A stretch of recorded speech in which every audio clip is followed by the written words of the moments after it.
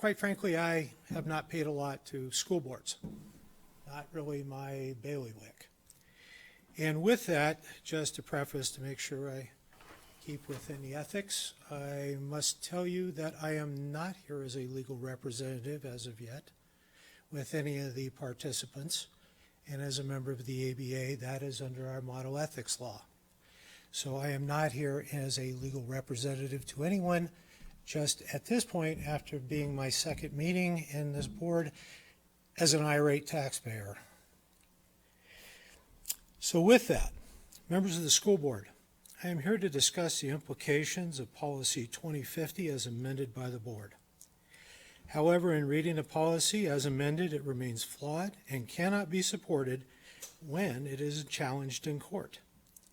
I congratulate you in raising the age limit to a point that a child held back through no fault of their own can continue and graduate from high school.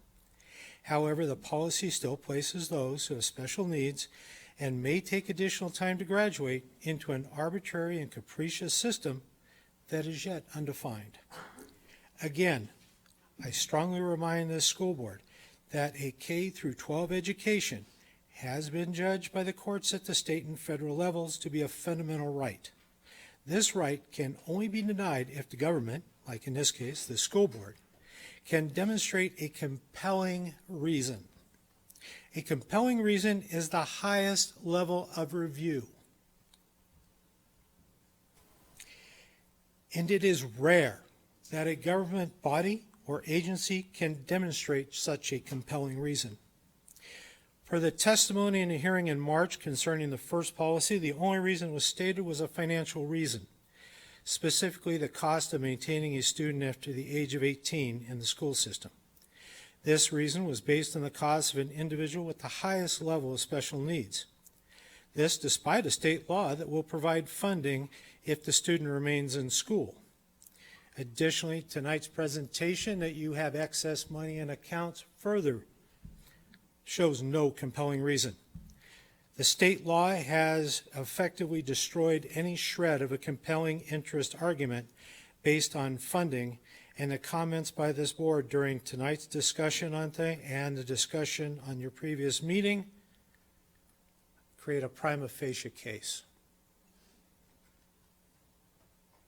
Prima facie case is all you need to get past the first hurdle.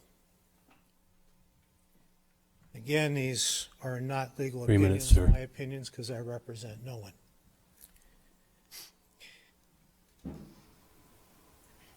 This board, through its policy, has treated students as nothing more than cash cows. And once they stopped producing cash, they were sent to slaughter, sent out of school. This is not what we pay taxes for. This is not what we pay salaries for. This board has forgotten its missions. That I am here to remind you that your mission is to provide the best possible education to students of this district using the available resources at your command. This policy needs to be rewritten from the ground up.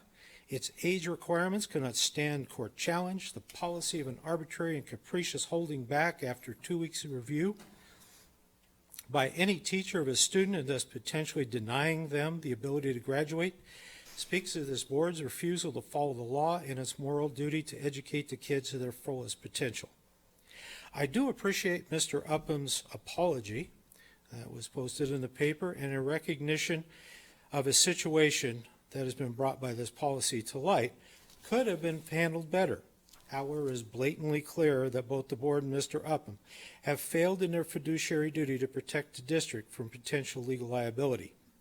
The actions of this board and administration in an attempt to half-heartedly fix this policy shows a lack of interest in following through with their fiduciary duty and gross negligence in protecting the assets of the district.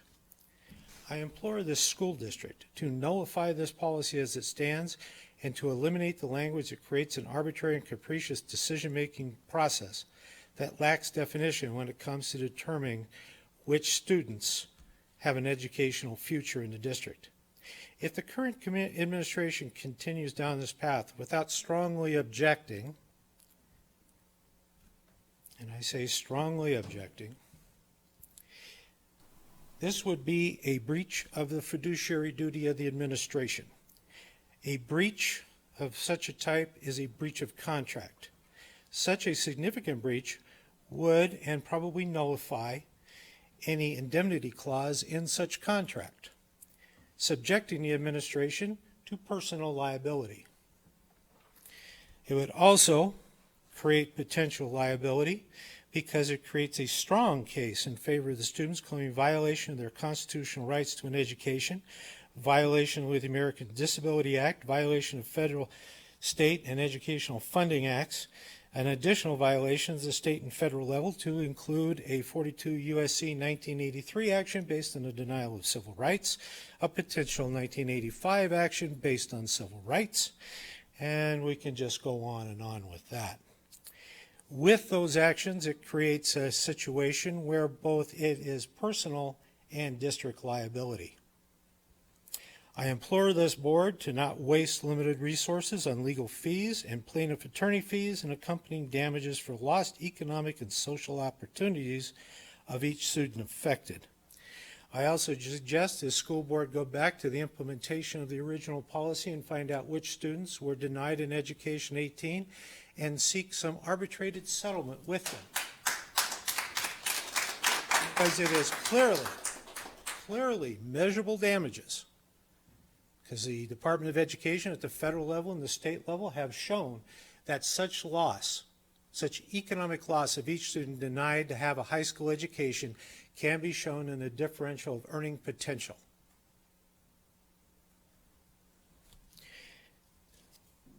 I suggest this board, again, void this policy that exists and work on creating an actual sustainable policy that conforms with U.S. state constitutions, federal and state law, and regulations, and stop wasting my money as a taxpayer. We have a school board levy that asks for money that I actually read your advertisement. I can't figure out what you're going to spend the money on other than you have your handout.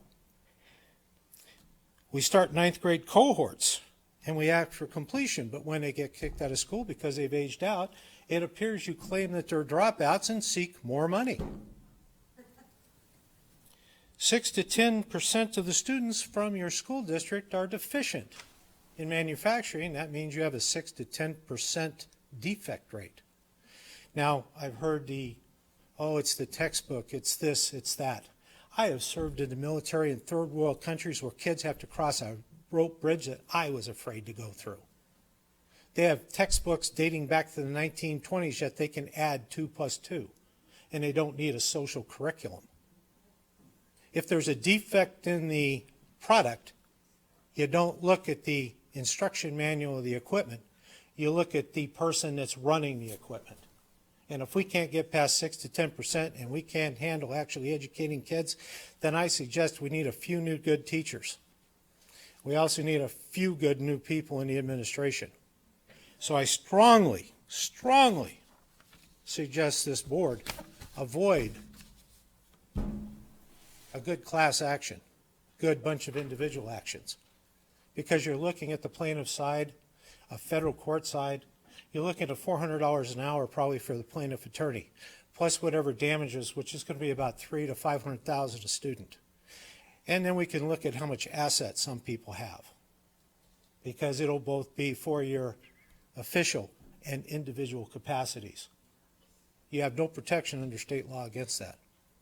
Don't waste my money on attorney fees and such. Use your money to educate our kids.